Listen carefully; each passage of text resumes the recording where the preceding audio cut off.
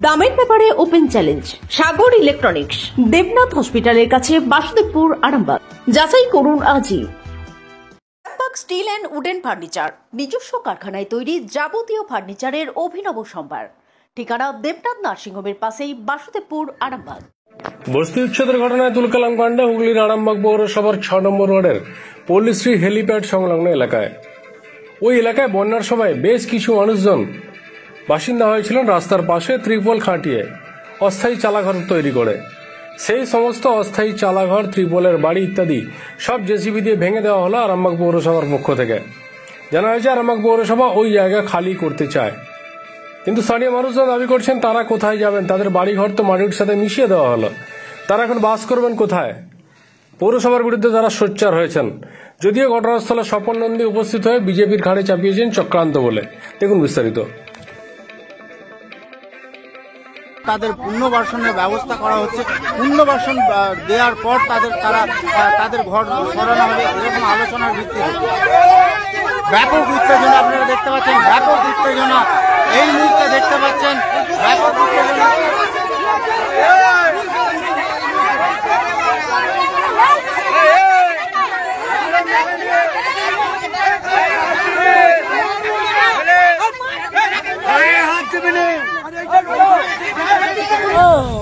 আমি কামারপুকুর জায়গা বাড়ি রাজা লগর কোথায় কোথায় হাঁটালবো, কোথায় হাঁটাল চাপা রাঙায় আমি চার্জার করে এনেছে আমি ছেলে দিকে খাওয়াতে নেবো। আমি জানছি এইটুকুন ঘর করে দিয়ে গেল, আমার সব গেল গো, আমি কি করে কোথায় রাখবো? এখানে মদের বার করতে চাইছে, কিছু গুন্ডা পুষে রেখেছে আরামবাগেতে। সেই গুন্ডারা এসে এখানে মদ ঘাট ঠেক করবে, দুদিন পরে মাদলামি করবে। সেই জন্য এই ঘরগুলোকে ভাঙা হচ্ছে। এটা একটা গরিব মানুষের বাড়ি। মোটামুটি আছে এই তো পাড়া নিচেতে, নিচে জল জমে গেলে তখন ওরা উঠে যায়, উঠে চলে আসে, আবার জল কমে গেলে আমার নিচে চলে যায়। ঠিক আছে, সমীর ভান্ডারী একদম নেশায় এখন ভক্তিভব হয়ে গেছে, এখানে মদের বার করতে চাইছে। ঠিক আছে, চেয়ারম্যান কিছু আমাদের আরামবাগে গুন্ডা পুষে রেখেছে, সেই গুন্ডারা আজকে এসে এখানে জায়গাটাকে ইল্লিগাল ভাবে ভাঙতে চেয়েছিল। ঠিক আছে, আর কি বলবো বলুন? আমরা চেয়েছি একটা গরিব মানুষ, আমাদেরকে মমতা দিদি বার্তা দিয়ে গেছে গরিব মানুষের পাশে থাকা। আমরা পাশে থাকবো গরিব মানুষের, যতদিন দিদি থাকবে। কিন্তু এই নয় যে গরিব মানুষকে মেরে আমরা আগিয়ে চলে যাব। এটা কোন জায়গা? এটা আরামবাগ 6 নম্বর ওয়ার্ড, পল্লীশ্রী 6 নম্বর ওয়ার্ড। আপনার নাম? মহারাজ দলুই। আমার কিছু আমার করতে পারলাম না, মানে ঘর ভেঙে দিল, আমি আজ কোথাও থাকতে পাইনি। এইখানে আমার স্বামী মরে গেছে, আজকে কিছুই আমি জানিনি, আমি কিছুই জানিনি। রান্না করো গাড়িতে, ওই যে হুচুক গাড়ি নাকি গাড়ি বলে। হ্যাঁ ও বাবা, রান্না করছেন এই রান্নায় যে হ্যাঁ। আমার নাম গৌরী মালিক। আমাকে রাস্তা লোক দেখেছে,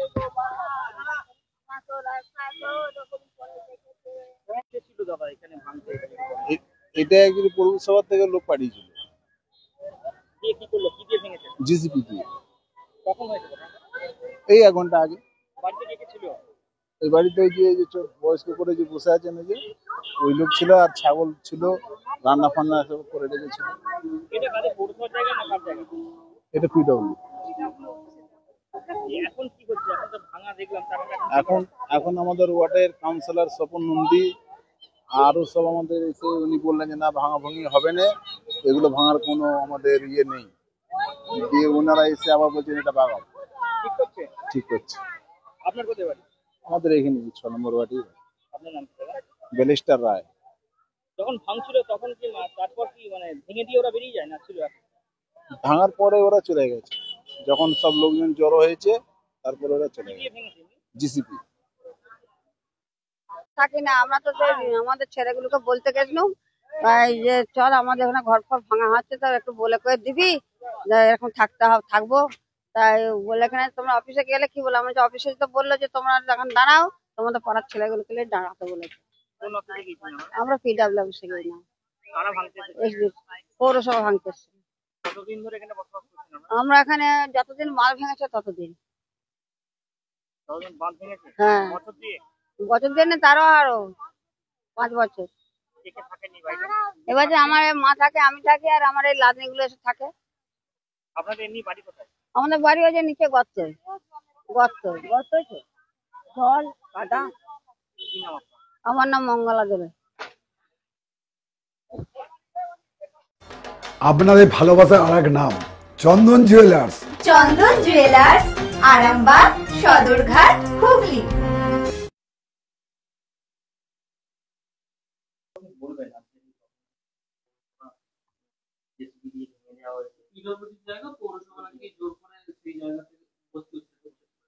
ওরা যেটুকুনি ভাঙা হয়েছে সেটা হেলিপ্যাডের জায়গা। 6 মাস আগে থেকে ওদের বলা হচ্ছিল যে এইখানটা আমাদের ঢোকার মূল পথ, এখান দিয়ে না ঢুকলে আমরা কাজ করতে পারছি না। ওখানে সেট হবে, FWM এর সেট হবে, যে সেটটা আগে চেয়ারম্যান করে গেছে অর্ধেকটা, বাকিটা পড়ে আছে। কিন্তু কন্ট্রাক্টররা আমাকে বেশ কয়েকদিন ধরে বলছে যে ওইটা না সরলে আমরা মাল ঢোকাবো। সেই হিসেবে আমরা পাঠিয়েছিলাম, পাঠানোর পর কিছু লোক বাধা দেয়, আমি ফিরে আসতে বলি।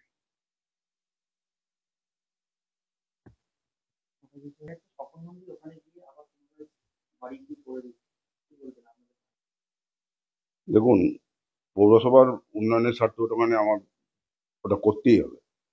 তা স্বপন নন্দীশের লোকাল কাউন্সিলর গেছে, সে করতেই পারে, কিন্তু পৌরসভার উন্নতির জন্য ওটা আমাকে আবার সরতেই হবে যে কোনো প্রকারে।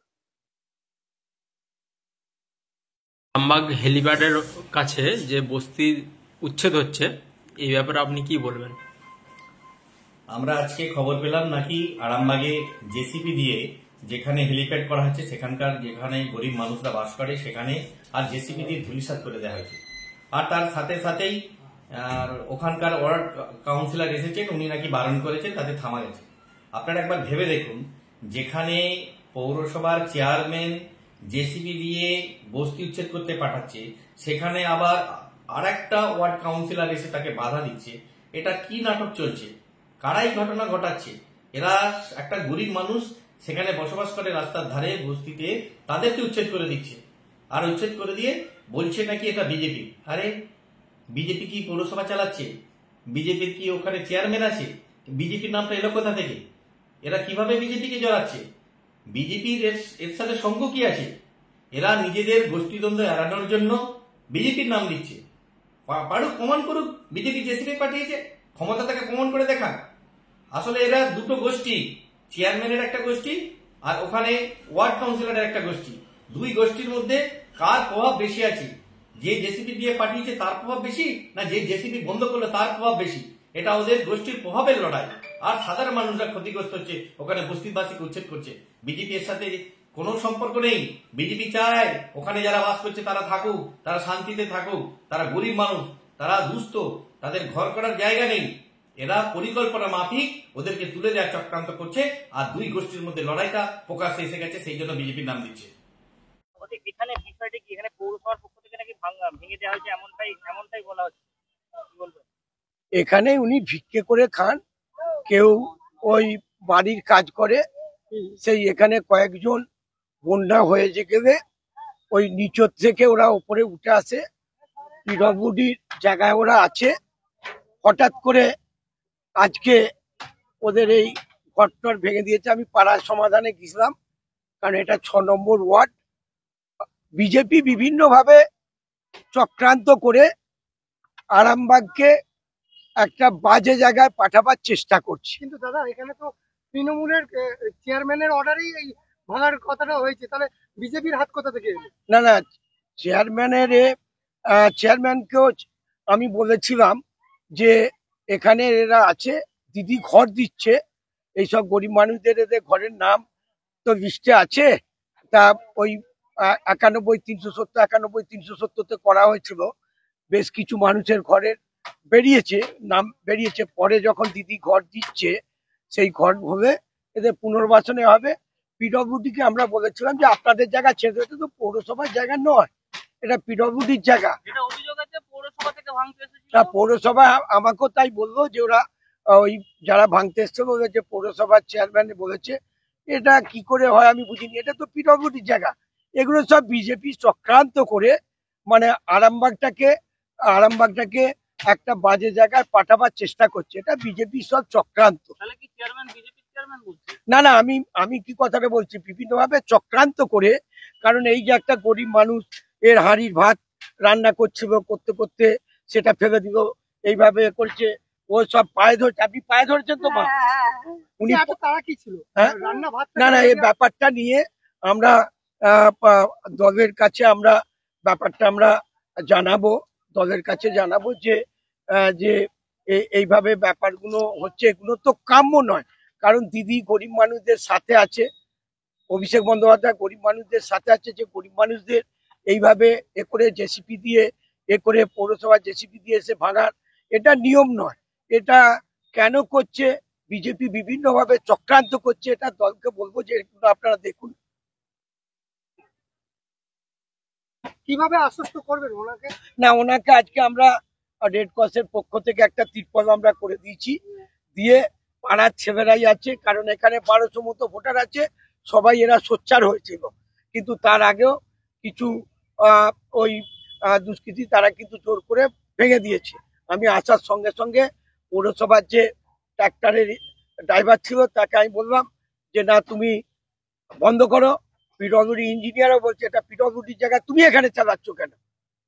যাদেরকে আপনি দুষ্কৃতী বলছেন তারা তৃণমূল কর্মী হিসেবে পরিচয় দিয়েছে এখানে।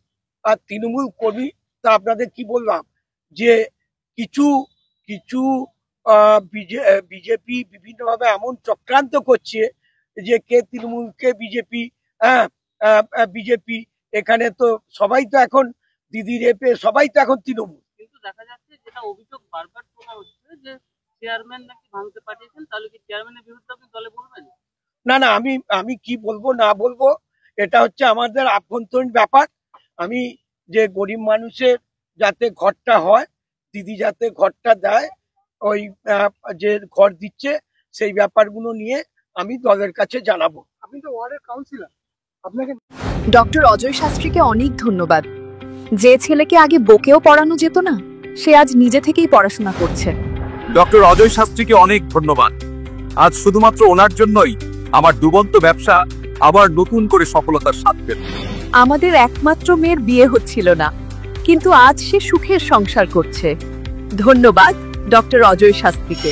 এনাদের মতো যদি আপনারাও জীবনে সুখের পরশ পেতে চান, তাহলে আজই স্ক্রিনে দেওয়া নম্বরে কল করে যোগাযোগ করুন ডক্টর অজয় শাস্ত্রীর সঙ্গে।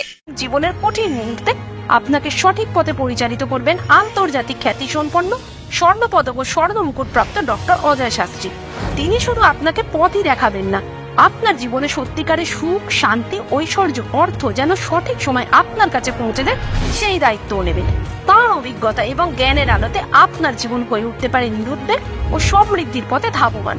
তাই আর দেরি নয়, স্ক্রিনে দেওয়া নাম্বারে এখনই ফোন করে ডক্টর অজয় শাস্ত্রীর সাথে যোগাযোগ করুন। কে জানেন, হয়তো একটি মাত্র ফোনই আপনার জীবনকে বদলে দিতে পারে। চুড়ি, তুমি নারীর প্রিয় সব উৎসবে। বাউটি, বালা, চূড়, মান্তাসা দেখলাম মন ভরে।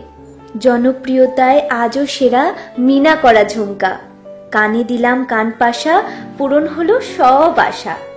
হাতের আঙুলের আংটি নানা ডিজাইনে পাবে। ঐতিহ্যবাহী নেকলেস আজও মনে ধরে। জড়োয়া, সীতাহার সবার নজর কাড়ে। তাই তো বিয়েতে পেলে এত গয়না সবার মনে ধরে। নতুন সম্পর্কের শুরুটা আজও সোনার মতো খাঁটি। যখন সেরা জিনিস, সেরা কালেকশন, সাথে ন্যায্য দাম, তবে উন্নতর কেন? অর্ধশত বছরের বিশ্বাস, আপনাদের ভালোবাসার আর এক নাম চন্দন জুয়েলার্স, আরামবাগ, সদরঘাট, হুগলি।